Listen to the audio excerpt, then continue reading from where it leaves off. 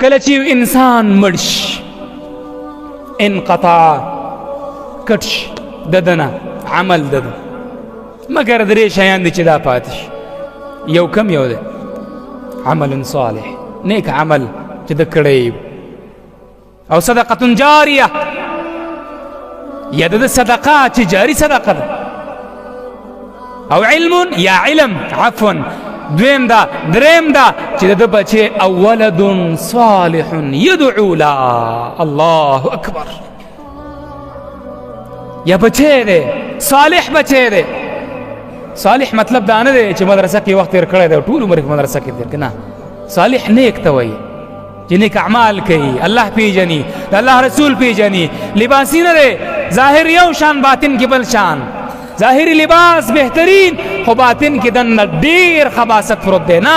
صالح نیک ته وایي او بیا نیک چاته وایي چې دا عمل کوي چې عمله یطابق یا ما وافق الشرع چې د دې عمل موافق د شریعت وي د قرآن او د حدیث وي دغه ته صالح ویلی کېږي او دا د خپل مور او د پلار دپاره دعا غواړي الله پلار مې وبخې مور مې وبخې الله په هدایت باندې راولي دا پکاریږي دی په جنت ته تللی شي او که چېرته د دې بچي د وجې نه ته پې راځي حرام کوي زناهونه کوي ګناهګار دی همدغه شان نورې معاملې کوي او ته په هغې باندې راځي الله به د دې تپوس تا نه کوي الله خلاصه کړې ده چې دا ستا دپاره امتحان دی د سبب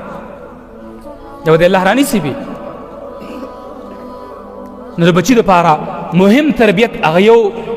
ظاهري جسم دی د بچی د کپړې لحاظ وساته خسته لباس یخني ده خسته کوټونه بوټان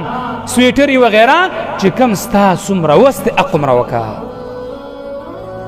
یو باطني بدن دی روحاني علم ته کینوه قرآن ته کینوه د قرآن سره واسطه جوړه کړه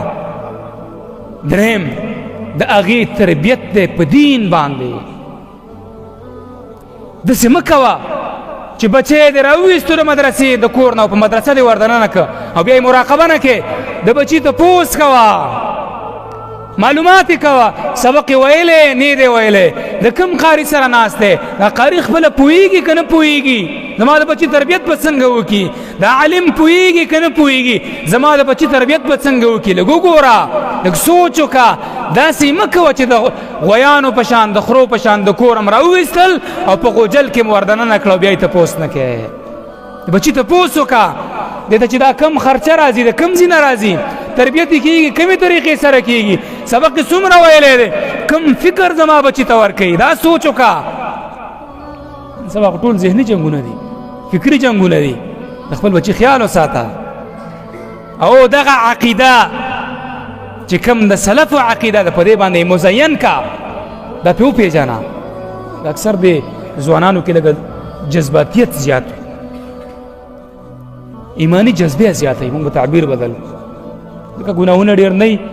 مدرسو کې ناست د قرآن او دین سره واسطه نو جذبه پکې ډېره زیاته دا جذباتیت واحد شی دی چې دا کمیږي په عقیده د سلفو سره ته چې عقیده وګورې بنیاد ولټې بیا به ته جذباتي نه یې